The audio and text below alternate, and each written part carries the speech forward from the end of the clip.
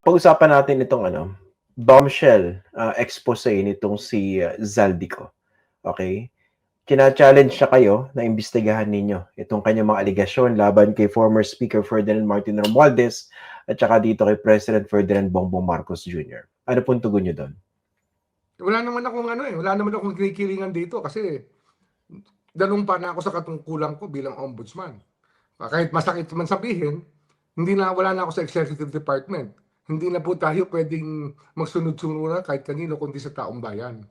Pero yung for him to challenge me, I think it's more for us to challenge him. Umuwi siya. Manumpa siya sa isang affidavit na ito ang kanyang sinasabi at ilabas siyang ebidensya. Para naman magkaigi tayo, di ba? Hindi naman pwedeng magtatago siya, sasabihin niya lang sa social media, sabay, wala na. Hindi pwede yun. Dapat dyan, harapin niya rin yung responsibilidad kasi siya mismo may mga paratang sa kanya. Sagutin niya ng diretso, wag niya namang maghihito tactic siya, palalabuin niya yung tubig para hindi na siya makita. Kasi sa ngayon, isa sa nasasakdal. Isa siya na dapat sumagot sa mga anomalyang nangyayari sa bayan. Yung allegations niya very glaring. Ang bigat ng allegation niya, 25 billion daw yung binulsa itong si President Marcos. Siya raw yung nagpasimuno ng 100 billion insertion during the PAICAP sa 2025 national budget. Doon po sa kanyang mga inilatag so far, meron ba kayong mga nakikitang butas or inconsistencies? Hindi kasi, ang budget na ng presidente yan eh. Pinapadaan lang niya sa Kongreso, di ba? The power of the purse emanates from Congress, but the president submits the budget after the State of the Nation address. Di ba? Nilalatag sa SONA yung mga dapat gawin ng bayan, gawin ng gobyerno sa susunod na taon at doon nilalatag ang budget. Ang preparation ng budget na yan, nasa presidente na eh. Ba't pa sa mag-i-insert? Parang walang logic. Para mangyari yung insertion, may mga taong gusto talagang maglaro ng apoy. Kung gusto mong sabihin natin sa ganung lingwahe, may mga taong gusto maglaro ng apoy dito. At ginawa nila. Parang ginawa nga nila, meron siya mga kasabwat. May kasabwat siya na mga yusek. At may mga kasabwat siya na hindi maganda ang pagdanasa sa bayan. Dapat lahat yan humarap sa atin. Wala tayong kikilingan dyan. Kahit na subukan nila akong awatin, hindi nila ako maaawat. Ang lalabas yan at lalabas ang katotohanan. Okay. Doon sa nilabas siyang larawan ng mga maleta, doon daw nilagay yung perang i-deliver niya kina Martin Romualdez at BBM. Anong tingin niyo ron? Ano yan? Striptease yan. Gumagawa sila ng parang step by step. Gumagawa nga sila ng tipping point eh. Hindi, sabihin niya na ng buo yung talagang gusto niya sabihin. At sabihin niya rin na wala siyang kasalanan kung wala talaga siyang kasalanan at hindi siya nagkasala sa kaban ng bayan. Sabihin niya na rin. Buuin niya yung kwento niya. Kasi yung kwento niya ngayon, parang gusto niya ba maging bayani ng bayan eh. Pwede ba maging bayani yung ganyan tao? Yung kaso ng computer natin sa DepEd, papagamit mo sa mga teacher, obsolete to computer. Iyan panahon pa ni Duterte yan. At nung araw pa, kakampi niya na yung mga yan eh. Kaya nga sinasabi ko, yung kasalanan ni Speaker Romualdez nga rito, isa sa kasalanan niya, yung kanyang parang lack of discretion sa kanyang trabaho. Kumuha siya ng tao na hindi naman dapat nagbabantay ng kaban ng bayan. Pero nga po, example. Gross excusable negligence ang sinasabi ko dyan. Yung isang theory na in-explore ninyo. Isa lang yung theory, pero I will not be dissuaded from pursuing a conspiracy theory once the facts are evident at clear sa amin. Wala ko ditong kikilingan na isang partido. Kahit si Martin Romualdez, nakasama ko na matagal ko nang kilala, bansa ang pinag-uusapan natin, Christian. Hindi tayo pwedeng mawala dyan sa pagmamahal sa bayan. Ano to Hierarchy of values to. Country first. Okay. Linawin ko lang po, no? You're actively pursuing a case against Martin Romualdez. But yes, how close are you? Him already. Okay. You're investigating him, but how close are you to filing a case against him? Ayun nga yung pagbubuo ng mga facts Kasi yung universe kasi ng cases, kailangan makita natin yung pattern. Yung ginawa nila ni Saldi, kung paano nila nilatag yung mga ganyang mga modus operandi.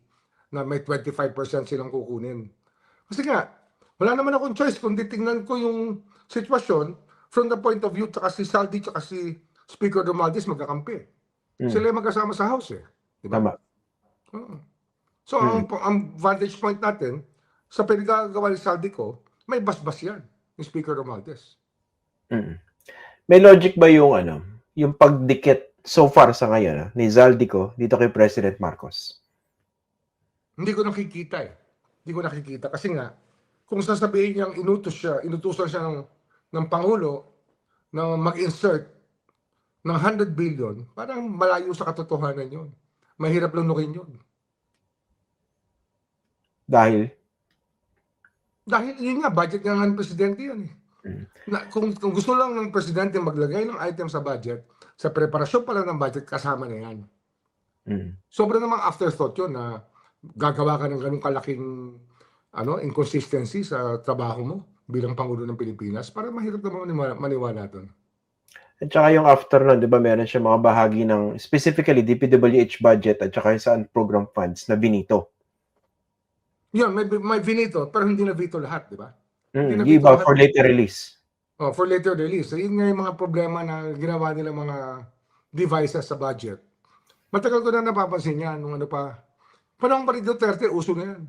Yung for later release para mamanipulit nila yung budget. Doon nagsimula yan eh. Pareho pa rin yung tao sa DBM noon tsaka ngayon eh. They're the same people. Iba lang yung mga ulo, pero yung nasa ilalim, pare-parehong tao pa rin. Ano sa tingin niyo yung tunay na objective dito ni Zaldico sa paglabas? Gusto niya mapawalang sala siya at matago niya yung pera na ninakaw niya. At he live happily ever after as a hero. Malayo yan, malayo sa katotohanan niya. Kasi nga, harapin niya muna. And we will find out kung meron siyang pag-asa na maging bayani rito. Kasi nga, sabihin niya totoo, sabihin niya lahat. Wala siya dapat itago kahit kaunti. Yung claim niya na wala raw siyang kinita, hindi raw siya nakinabang doon sa 100 billion insertion, is that even plausible? Hindi ako naniniwala ron kasi nga, kahit naman pagtitignan mo yung mga kinausap niya, yung sinasabi niya mga kausap niya, talaga sa level nila talaga ginawa yun. Sa level niya. Pero nga, yung the same question, magagawa ba niya mag-isa yun na hindi alam ng speaker? Hindi, meron siyang kakuntsaba. Sa executive department, meron siyang kakuntsaba, sigurado ako. Kasi hindi mangyayari yan na walang kakuntsaba sa executive department. Sino sa tingin niyo yung kakuntsaba niya sa executive? Mabibigat yan. Nilame na naman yan eh. Sinabi na naman niya yung ibang mga pangalan dyan eh. Yung iba sinabi na ni Bernardo. Yung mga nagpopondo ng ng mga unprogrammed funds. Sinabi na naman yan eh ni Yusek Bernardo eh. 'Di ba? Okay. Yung pangamba, quote unquote, nitong si Zaldico, kaya ayaw daw niya umuwi dahil nanganganib daw yung buhay niya. Ano pong basa niyo doon?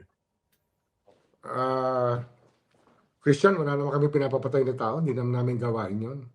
Hindi naman namin gawain na gumawa ng ganun. Ako, tingin ko, kaya naman tayo pininiwalaan ng mga European countries at maraming bansa about the human rights situation. Kasi hindi namin nag-uugali na gumawa ng ganung kabalastugan. Di ba? Malayo talaga. Malayo sa katotohanan yung sinasabi niya.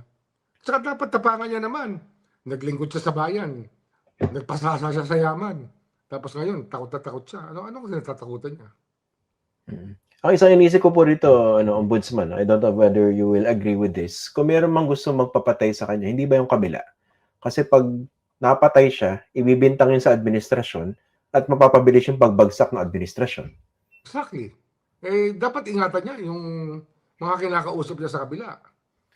Di ba? Dapat siya sabi ko nga, sa amin siya magtapat kung ano talaga. At kampihan niya taong bayan, huwag siya kakampi sa ibang tao.